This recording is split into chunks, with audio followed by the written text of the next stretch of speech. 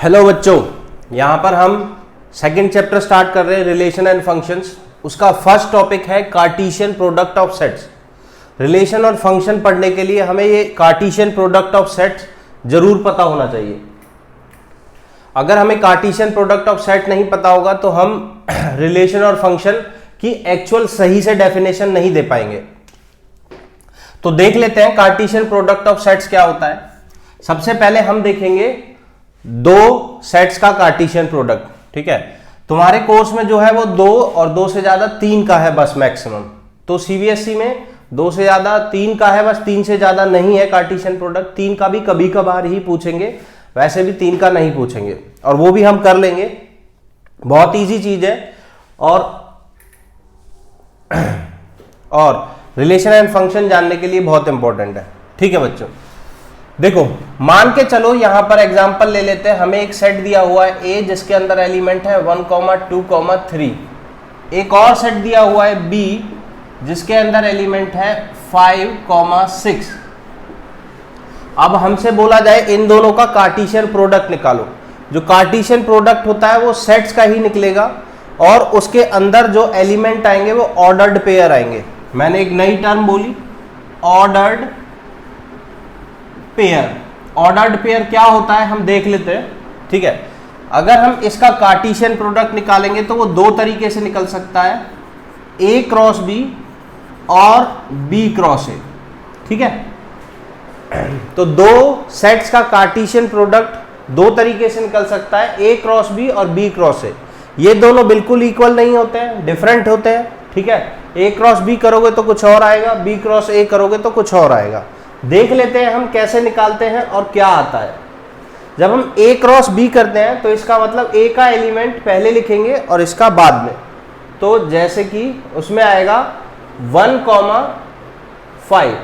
ठीक है, पहला एलिमेंट हम लेंगे ए सेट से और दूसरा एलिमेंट लेंगे बी से, और हम इनके सारे पॉसिबल सारी प्रोबेबिलिटीज लिखेंगे, मतलब जो भी पॉसिबल ऑर्डर्ड पेयर बन सकते हैं। इसी चीज को हम कहते हैं ऑर्डर्ड पेयर। ठीक है बच्चों, ये जो लिखा हुआ है ये चीज है ऑर्डर्ड पेयर। 1 जो है वो फर्स्ट सेट में से है और 5 जो है वो सेकंड सेट में से है। पहले वाला फर्स्ट सेट से होगा जो आगे लिखा होगा और दूसरे वाला दूसरे सेट से होगा। बस ये सिंपल सी बात है। फिर नेक्स्ट एलिमेंट हम लिखेंगे। अब मैं इधर आ जाता हूं थोड़ा। नेक्स्ट एलिमेंट होगा 1, 6। अब 1 के साथ और कोई एलिमेंट नहीं आ सकता क्योंकि बी के एलिमेंट खत्म हो गए। अब नेक्स्ट चलते हैं 2, 5, 2, 6, 3, 5, 3, 6। तो ये ही पॉसिबल ऑर्डर्ड पेयर है। इसके अलावा और कोई ऑर्डर्ड पेयर पॉसिबल नहीं है। ठीक है, फर्स्ट एलिमेंट ऑर्डर्ड पेयर में हमेशा इस वाले सेट से आना चाहिए जो आगे लिखा है, और सेकंड वाला इस वाले से। तो उसके ही अकॉर्डिंग हम बी क्रॉस ए भी निकाल लेते हैं। बी क्रॉस ए हमारा क्या हो जाएगा बच्चों? बी क्रॉस ए पहले बी का एलिमेंट लेना है जो कि होगा 5, फिर बाकी सारे ले लेते हैं 5, 1, 5, 2, 5, 3, अब 6, 1, 6, 2, 6, 3। ठीक है, अब तुम देखो ये एलिमेंट और ये एलिमेंट बिल्कुल डिफरेंट है। ऑर्डर्ड पेयर में ध्यान रखना ये आपस में तुम चेंज नहीं कर सकते। इसमें बहुत स्पेसिफिक है कि पहले वाला एलिमेंट फर्स्ट सेट से ही आएगा और सेकंड वाला एलिमेंट दूसरे सेट से आएगा। तुम इनको चेंज नहीं कर सकते, अंदर वाले ऑर्डर को चेंज नहीं कर सकते। ऑर्डर्ड पेयर, ऑर्डर मैटर करता है इसमें। ठीक है, अच्छा, बट तुम ऐसा कर सकते हो कि इसको और इसको आपस में चेंज कर सकते हो। इसको पहले लिख दो, इसको बाद में लिख दो, तो कोई फर्क नहीं पड़ेगा, क्योंकि होल एलिमेंट एक कंप्लीट सेट में एलिमेंट्स को आगे पीछे हम लिख सकते हैं। ठीक है, उससे एलिमेंट सेट चेंज नहीं होता है। ए क्रॉस बी एक सेट है, ये भी एक सेट है। ठीक है, ये भी एक सेट है। ठीक है, कार्टेशियन प्रोडक्ट करने पे एक सेट ही निकल के आता है जिसके जो एलिमेंट होते हैं वो ऑर्डर्ड पेयर होते हैं।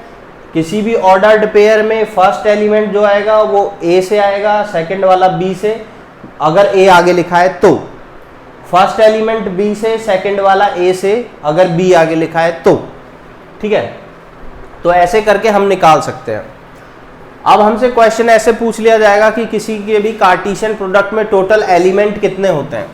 अब एलिमेंट का मतलब हुआ जैसे कि ये पूरा ऑर्डर्ड पेयर जो है ये इसका एक एलिमेंट है, ये second, third, fourth, fifth, six, तो 6 एलिमेंट्स हैं। तो हम यहाँ से अब एक फॉर्मूला लगा सकते हैं कि हमेशा कितने एलिमेंट बनेंगे, जितने इसमें हैं इंटू जितने इसमें है। जैसे कि 3 इंटू 2 6, हमेशा 6 आएंगे। अगर 3 यहाँ पर है 2 यहाँ पर है तो इसका एक जनरल फॉर्मूला अगर मैं लिखूँ number of element in a Cartesian product का, तो अगर हमारे पास 2 सेट है, एक सेट है P जिसके अंदर है m एलिमेंट्स और एक सेट है Q जिसके अंदर है n एलिमेंट्स,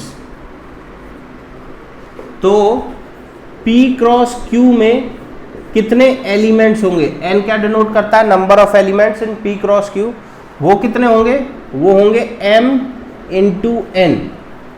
ठीक है, m इंटू n, m जितने इसमें है n जितने इसमें है। देखो यहाँ पर फॉर्मूला लगा सकते हैं, a क्रॉस b में कितने होंगे, 3 इंटू 2 6 ही हमारा आ रहा है।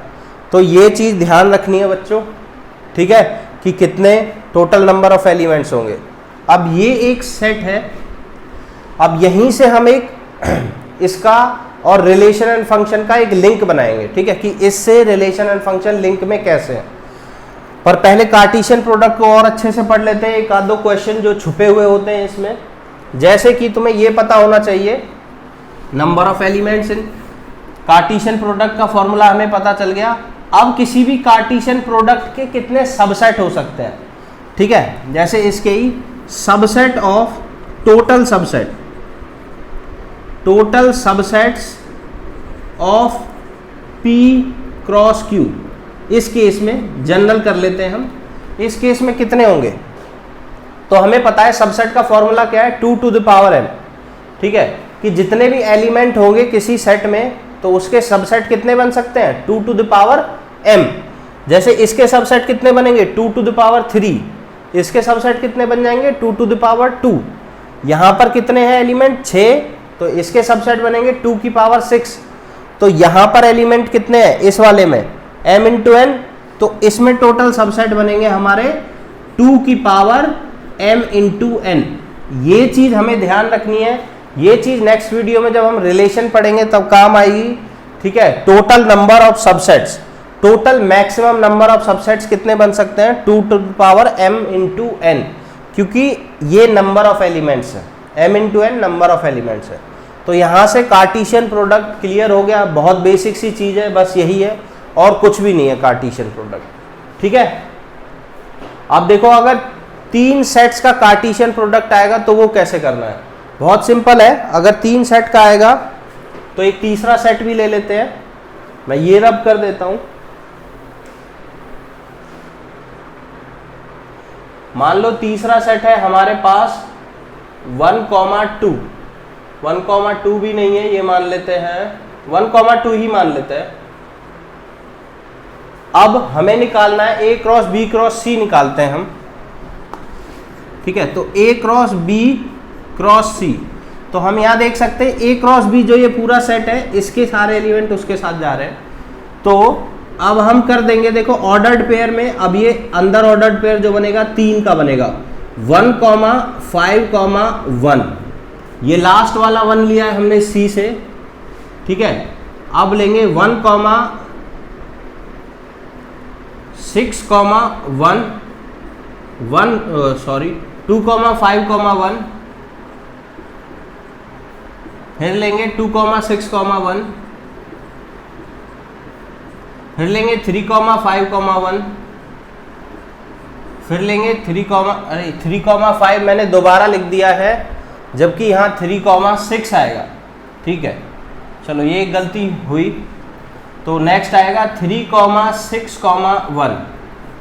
अब 1 के सारे अटैचमेंट्स आ गए, 1 जो है इन सब के साथ लिंकअप में आ गया।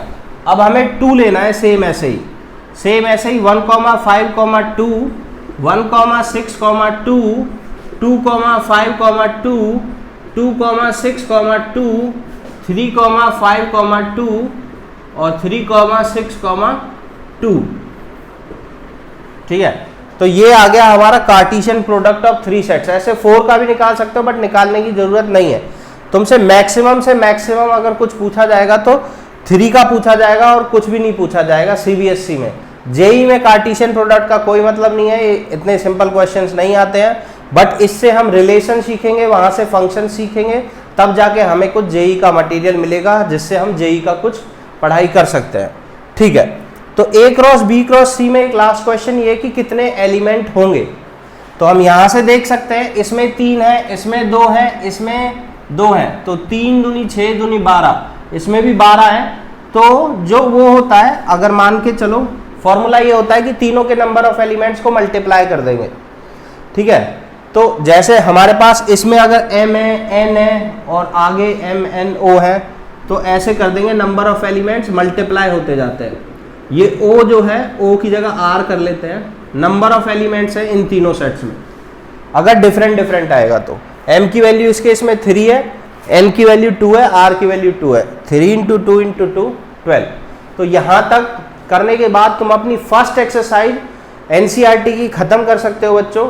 ठीक है, कुछ क्वेश्चन है जो प्रैक्टिस के लिए है, वो तुम्हें लास्ट में मिलेंगे प्लेलिस्ट के। बाकी नेक्स्ट वीडियो में हम पढ़ेंगे रिलेशन। ठीक है, रिलेशन के बाद फिर जाएंगे फंक्शंस पे। तो तब तक के लिए बाय बाय बच्चों। ठीक है।